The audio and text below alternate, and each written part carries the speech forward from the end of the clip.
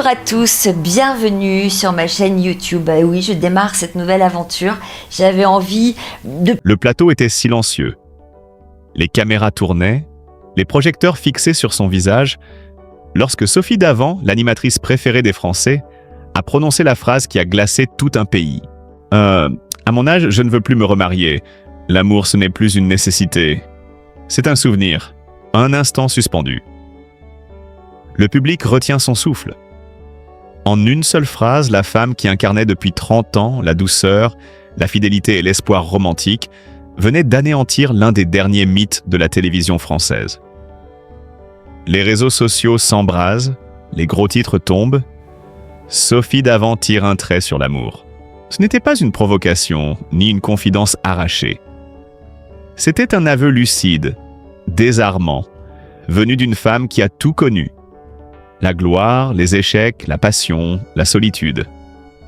Sous le regard étonné du journaliste en face d'elle, Sophie n'a pas tremblé. Elle a parlé d'une voix calme, posée, presque apaisée. Derrière cette sérénité, pourtant, on sentait les cicatrices d'une vie traversée par les tempêtes du cœur. Pendant des décennies, les Français avaient suivi son sourire radieux chaque matin à la télévision. Ils l'avaient vue tomber amoureuse, se marier, fonder une famille, puis affronter la séparation et la renaissance. Mais jamais encore elle n'avait parlé avec une telle vérité, une telle force tranquille. Cette déclaration, à la fois intime et universelle, a déclenché un séisme médiatique. Car Sophie Davant ne parlait pas seulement d'elle. Elle semblait donner voix à toute une génération de femmes qui, après avoir tout donné à l'amour, choisissent enfin la liberté. Et dans ce moment suspendu entre la lumière des projecteurs et le silence du plateau, une ère s'est achevée. Celle de la Sophie romantique, pour laisser place à la Sophie libre. Après cette phrase qui a secoué la France, les téléspectateurs ont découvert une Sophie Davant plus humaine que jamais. Loin du sourire maîtrisé, des décors parfaits et des lumières de plateau. Ce qu'elle venait d'avouer n'était pas seulement une opinion. C'était le résultat d'années de lutte intérieure, de désillusion, de solitude cachée derrière la réussite. Car avant de devenir l'icône que tout le monde connaît, Sophie a été une femme amoureuse, une épouse, une mère, une battante.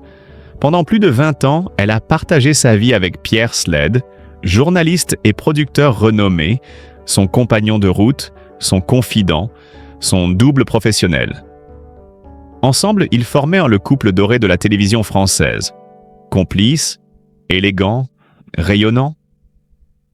Mais derrière les caméras, la réalité était bien différente. La course à la perfection, les horaires impossibles, les déplacements incessants, la fatigue accumulée. Leur amour s'est effrité dans le silence, sans cris, sans scandale, comme un décor qui se fissure lentement. Sophie le dira plus tard d'une voix empreinte de nostalgie. On s'est perdu dans nos rôles. Lui, le journaliste. Moi, la mère et l'animatrice. À la fin, on ne se retrouvait plus. Cette confession sobre et sans rancune en dit long sur le prix de la réussite. Car le public ne voyait d'elle que la femme élégante, rassurante, confiante. Mais dans la pénombre des loges, après l'émission, il y avait les soirs de silence, les repas à deux devenus mécaniques, la peur de tout perdre, l'amour, la famille, et peut-être soi-même. Leur séparation, annoncée en 2012, a surpris la France entière. Le communiqué parlait de « séparation amicale », mais les proches savaient que derrière ces mots polis, Sophie s'effondrait. Elle ne voulait ni blesser, ni accuser. Elle voulait comprendre. Comprendre comment deux êtres qui s'étaient tant aimés pouvaient en devenir étrangers sous le même toit. Un ami proche racontera: le jour où elle a retiré son alliance, elle a pleuré sans un mot. Pendant des mois, elle s'est tue. Elle a continué à sourire à l'écran, comme si de rien n'était. Mais les téléspectateurs attentifs ont perçu quelque chose de différent. Une mélancolie dans la voix, un éclat plus fragile dans les yeux. Ce n'était pas la fatigue ni la lassitude. C'était le vide après la tempête. Peu à peu, Sophie a compris qu'elle devait se reconstruire autrement. Elle a plongé dans le travail, s'est réfugiée dans la radio, l'écriture, les voyages. Elle a trouvé un certain apaisement dans le fait de raconter les histoires des autres. peut-être pour mieux oublier la sienne. Mais au fond, une question l'a hantée. Suis-je encore capable d'aimer ? Des années plus tard, lorsqu'elle a prononcé sa phrase devenue virale, « L'amour, ce n'est plus une nécessité », le pays y a vu une déclaration froide, presque cynique. Mais en réalité, c'était un cri d'émancipation, celui d'une femme qui avait tout donné, tout perdu, et qui avait décidé de se choisir enfin. Sophie Davant ne rejetait pas l'amour. Elle affirmait qu'on pouvait vivre sans en être dépendant. Et dans ce geste audacieux, il y avait toute la force de son parcours. Une renaissance née du chagrin, une victoire discrète après des années de silence. La France venait de comprendre. Si Sophie disait adieu au mariage, c'est parce qu'elle venait de dire bonjour à elle-même. Après la tempête du divorce, Sophie Davant a connu une métamorphose silencieuse. Loin de s'effondrer, elle a choisi de se reconstruire, pas à pas, dans la solitude et la réflexion. Quand tout s'écroule, il ne reste qu'une question.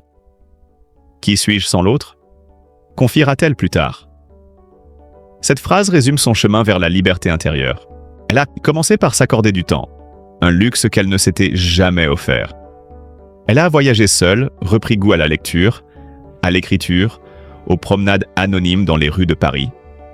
Puis elle s'est mise à écrire son premier livre, un ouvrage sur la résilience féminine, inspiré par sa propre expérience. Les lecteurs y ont découvert une Sophie plus intime, plus vulnérable, mais surtout plus vraie. Sur le plan professionnel, elle n'a jamais été aussi brillante. Son émission Affaires conclues a battu tous les records d'audience. Mais cette réussite n'était plus une revanche, c'était une renaissance. Elle expliquera « J'ai arrêté de courir après la perfection.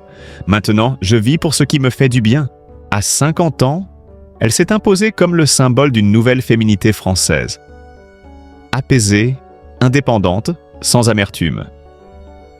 Ses interviews, ses chroniques et ses livres ont aidé d'innombrables femmes à se libérer du poids des conventions. Elle n'était plus simplement une animatrice, mais une voix, une confidente, une amie invisible dans le salon de millions de foyers. Quand on lui demandait si elle croyait encore en l'amour, elle souriait doucement. « L'amour existe toujours, mais je n'ai plus besoin qu'il me définisse. » Ces mots, d'une maturité bouleversante, ont scellé l'image d'une Sophie Davant transformée. Non pas une femme brisée, mais une femme accomplie, qui a trouvé dans la liberté la plus belle forme d'amour. Alors que tout semblait apaisé, le destin offrit à Sophie Davant une seconde chance. En 2021, les paparazzis la surprennent, main dans la main, avec William Lémergie, son ancien collègue et ami de longue date de Télématin. Les photos font aussitôt le tour de la presse People. Deux visages familiers, deux âmes mûres unies par une complicité évidente. La France s'émeut. Sophie a retrouvé l'amour. Et de fait, elle rayonne. Les proches racontent une femme rieuse, légère, amoureuse comme à 20 ans. Les promenades dans les rues de Paris, les dîners discrets, les week-ends à la campagne. Tout semblait simple, sincère, vrai. William partageait son goût pour la culture, l'humour, la discrétion. Ensemble, ils formèrent le couple apaisé que la vie leur avait refusé plus tôt. Mais avec le temps, les différences sont revenues se frapper à la porte. William, plus stable, plus casanier, rêvait de retraite tranquille. Sophie, elle, brûlait encore d'envie, de projets, de liberté. Elle voulait respirer, voyager, continuer à exister seule. Peu à peu, leurs chemins se sont à nouveau éloignés, sans colère, sans cri, mais avec une infinie tendresse. Un soir, elle aurait confié à une amie « Ce n'est pas parce que je ne l'aime plus, c'est parce que je veux m'aimer enfin. » Cette phrase, reprise par la presse, a résonné comme un manifeste. Car en rompant, Sophie ne perdait pas encore un amour. Elle en retrouvait un autre, celui qu'elle s'était trop longtemps refusé, l'amour d'elle-même. Et quand, dans une interview, elle déclare qu'elle ne veut plus se remarier, la France comprend soudain, cette femme n'a pas tourné le dos à l'amour. Elle en a simplement changé la définition. Pour Sophie Davant, aimer, c'est désormais être libre. Aujourd'hui, Sophie Davant vit un chapitre de sa vie qu'elle n'avait jamais imaginé, celui de la paix. Plus de faux semblants, plus de compromis. Elle s'est installée dans un appartement lumineux au cœur de Paris, entourée de livres, de fleurs et de musique. Chaque matin, elle commence la journée avec un café face à la fenêtre ouverte, observant la ville s'éveiller sans l'urgence d'autrefois. « C'est la première fois que je respire vraiment », confie-t-elle. Ses enfants, Nicolas et Valentine, viennent souvent lui rendre visite. Leur relation, longtemps mise à l'épreuve par les horaires impossibles de la télévision, est redevenue complice, tendre et vraie. « Ils me voient enfin heureuse, pas juste fatiguée », dit-elle en souriant. Les week-ends se passent souvent en famille, loin des plateaux, dans le calme d'une maison en Bretagne où elle s'isole pour écrire. Elle consacre désormais une partie de son temps à la radio et à la littérature. Son dernier livre, centré sur la liberté féminine après 50 ans, s'est imposé comme un manifeste générationnel. Des lectrices de tous âges lui écrivent « Grâce à vous, je n'ai plus honte d'être seule ». Ces messages, elle les garde précieusement, comme des éclats de reconnaissance. Quand on lui demande si elle songe encore au mariage, elle éclate de rire. « Non, je n'ai plus besoin d'un témoin pour prouver que j'existe ». Cette réponse, à la fois douce et tranchante, résume tout le chemin parcouru. Sophie n'attend plus que quelqu'un la complète, elle est complète elle-même. Et dans cette simplicité retrouvée, elle incarne une vérité universelle, celle d'une femme qui a tout connu. La passion, la perte, la solitude, et qui, enfin, a trouvé ce que ni la gloire ni l'amour n'avaient pu lui offrir. La sérénité. Avec le temps, Sophie Davant est devenue bien plus qu'une animatrice. Elle est une voix, un symbole, presque une amie invisible pour des millions de Français. Ce qu'elle a traversé, beaucoup l'ont vécu aussi. Les désillusions, les recommencements, les cicatrices que la vie laisse en silence. Mais ce qui fascine, c'est la manière dont elle les porte. Sans amertume, sans masque, avec une élégance rare. Sur les plateaux où elle apparaît encore, on remarque une lumière différente dans son regard. Ce n'était plus la brillance de la star, mais celle d'une femme apaisée.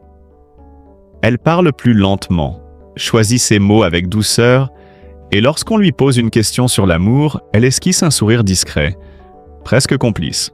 J'ai cessé de chercher ce que j'avais déjà trouvé. La paix. Cette phrase, devenue virale, résume tout ce qu'elle représente aujourd'hui. À 60 ans, elle est l'incarnation de la maturité sereine, de la féminité assumée, de la liberté tranquille. Elle n'a plus besoin de séduire ni de convaincre, elle inspire simplement par sa sincérité. Dans les interviews, elle se confie parfois sur sa vision du temps qui passe. Vieillir, ce n'est pas une tragédie, c'est une victoire. C'est avoir survécu à tout ce qui aurait pu nous briser. Ces mots, prononcés avec sa voix douce, touchent droit au cœur. Les jeunes générations la redécouvrent différemment. Non plus comme la présentatrice des matins, mais comme une femme qui a traversé les orages sans jamais renier sa lumière. Et dans cette transformation, Sophie Davant a prouvé que l'on peut se réinventer, aimer autrement, et que parfois, le plus grand courage n'est pas de recommencer, mais de se retrouver. Aujourd'hui, Sophie Davant n'est plus seulement un visage familier de la télévision française. Elle est devenue une figure d'inspiration, une preuve vivante qu'on peut renaître après avoir tout perdu, qu'on peut être forte sans être dure, libre sans être seule. Son parcours jalonné de succès, de chagrin et de révélations résonne comme une leçon de vie pour toute une génération de femmes. Dans les conférences où elle est invitée, elle parle peu d'audience ou de carrière. Ce qu'elle partage, ce sont ses fragilités, ses doutes, ses nuits d'insomnie, mais aussi cette lumière intérieure qu'elle a fini par apprivoiser. La liberté, dit-elle, n'est pas un cadeau qu'on reçoit. C'est une bataille qu'on gagne chaque jour contre la peur de déplaire. Ces mots touchent car ils sonnent justes. Beaucoup de femmes se reconnaissent en elles. Celles qui ont élevé des enfants seules, celles qui ont reconstruit leur vie après une séparation, celles qui refusent qu'on les définisse par leur âge. À travers ses livres et ses émissions, Sophie transmet un message d'espérance. La fin d'un amour n'est pas la fin de soi. Les médias, autrefois prompts à commenter sa vie privée, la traitent désormais avec respect. On ne parle plus de Sophie Davant la présentatrice, mais de Sophie Davant la femme qui inspire. Et c'est sans doute la plus belle reconnaissance pour celle qui, longtemps, a cherché à être aimée du public avant d'apprendre à s'aimer elle-même. Dans une récente interview, elle a confié avec pudeur: « Si j'ai un héritage à laisser, ce n'est pas une carrière, c'est une façon de vivre. Ne jamais cesser d'espérer, même quand tout s'écroule. » Ainsi, Sophie Davant est entrée dans la légende à sa manière, discrète, lumineuse, humaine. Et si elle a tourné la page de l'amour romantique, c'est pour écrire la plus belle de toutes, celle d'une femme debout, fière et apaisée. Le temps a passé et Sophie Davant avance désormais avec la douceur de ceux qui n'ont plus rien à prouver. Sa vie n'est plus rythmée par les caméras ni par les attentes du public, mais par une simplicité choisie. Elle consacre ses journées à écrire, à jardiner, à marcher au bord de la mer quand elle échappe à Paris. Dans ces moments de silence, elle retrouve ce qu'elle appelle la vraie mesure du bonheur. Elle n'a pas quitté la télévision, mais elle la regarde différemment. Là où autrefois elle voulait briller, elle veut maintenant transmettre. Aux jeunes journalistes, elle enseigne l'art de la sincérité, l'importance d'écouter avant de parler. « Ce métier ne m'a pas rendu célèbre », dit-elle souvent. « Il m'a appris à comprendre les autres. » Son entourage raconte qu'elle n'a jamais été aussi sereine. Les blessures de l'amour sont devenues des souvenirs paisibles. Les regrets se sont effacés. Dans un entretien récent, elle a murmuré une phrase qui a bouleversé les auditeurs. « Ce que je croyais être la fin de ma vie amoureuse, c'était en réalité le début de ma liberté. » Et peut-être est-ce là le vrai message de Sophie Davant, celui d'une femme qui a traversé les orages sans jamais cesser de croire à la lumière. Elle n'a pas renié l'amour, elle l'a transformé. Il n'est plus un lien, mais une énergie, un souffle qu'elle porte en elle. Quand la caméra s'éteint et que le silence retombe, elle lève souvent les yeux vers le ciel, comme pour remercier le chemin parcouru. « J'ai aimé, j'ai souffert, j'ai vécu. Et c'est déjà beaucoup. » Ainsi se referme le dernier chapitre de son histoire. Non pas une fin, mais une paix retrouvée. Sophie Davant n'est plus la femme qu'on attend d'aimer. Elle est devenue celle qu'on admire pour avoir appris à s'aimer elle-même. Avec les années, Sophie Davant s'est peu à peu transformée en une légende discrète, une figure qui traverse les générations sans jamais s'imposer, mais que chacun garde dans un coin de son cœur. Son visage familier, sa voix douce, son regard clair, ils évoquent une époque où la télévision parlait encore d'émotions, pas seulement de spectacle. Mais au-delà de la célébrité, c'est sa sincérité qui a marqué la France. Dans un monde d'apparence, elle a osé montrer ses failles, ses doutes, ses fragilités, sans jamais chercher à attendrir ni à choquer. Elle a simplement raconté la vérité, celle d'une femme qui vieillit, qui change, qui accepte. Les journalistes la décrivent aujourd'hui comme la mémoire vivante d'une époque. Les jeunes présentateurs, eux, viennent souvent la voir pour demander conseil. Sophie les accueille avec bienveillance, mais toujours avec franchise. Si tu veux durer, ne mens jamais à ton public. On pardonne tout, sauf le faux. Cette sagesse tranquille, acquise au fil des blessures et des victoires, fait d'elle une sorte de repère moral dans le paysage médiatique. Là où d'autres cherchent la lumière, elle a choisi l'ombre douce de la sincérité. Elle refuse encore les biographies officielles, les documentaires grandiloquents. Je n'ai pas besoin qu'on raconte ma vie. J'ai eu la chance de la vivre pleinement. Et pourtant, son histoire se raconte toute seule. Dans les regards qu'elle a touchés, dans les lettres qu'elle reçoit encore, dans la gratitude silencieuse du public. Sophie Davant n'a jamais cherché à devenir une icône, mais le temps l'a faite icône malgré elle, celle d'une génération de femmes debout, courageuses, libres. Aujourd'hui, quand elle marche seule sur les quais de Seine, personne n'entend la musique qu'elle fredonne. Et pourtant, dans le cœur de la France, cette mélodie continue de résonner, celle d'une femme vraie, devenue éternelle. Au crépuscule de sa carrière, Sophie Davant laisse derrière elle bien plus qu'une empreinte télévisuelle. Elle laisse un message, celui d'une femme qui a traversé la vie avec courage, sans jamais trahir ce qu'elle était. De la jeune journaliste timide de Bordeaux à l'icône apaisée que la France aime aujourd'hui, son parcours raconte une vérité simple. On peut tout perdre et pourtant se retrouver. Dans une émission hommage récemment diffusée, ses collègues, amis et anciens invités ont salué sa bienveillance, son authenticité et sa force tranquille. Les témoignages se succédaient, entre rires et larmes. L'un d'eux disait « Sophie ne posait pas de questions pour faire du bruit, elle les posait pour comprendre. Et c'est peut-être ce qui la rend unique, sa capacité à écouter les autres, même quand sa propre vie tremblait. Lorsqu'on l'interroge sur le secret de sa longévité, elle répond avec un sourire empreint de sagesse. « Il n'y a pas de secret. J'ai aimé sans mesure, j'ai échoué sans honte, et j'ai avancé sans peur. » Ces mots, simples mais puissants, résonnent comme un testament moral.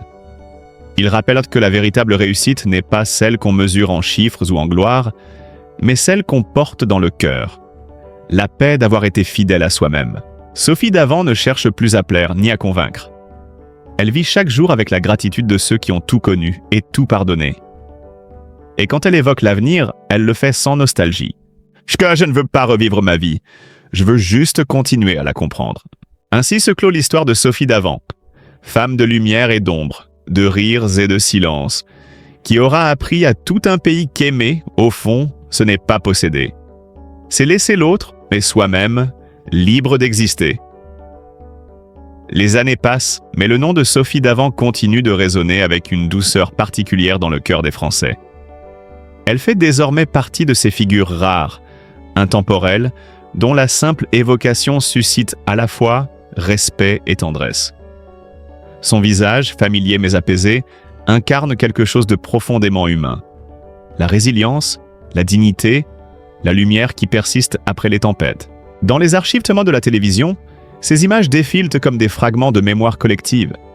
Ces rires à télématin, ces mots justes à affaires conclues, ces silences émus lors de certaines interviews.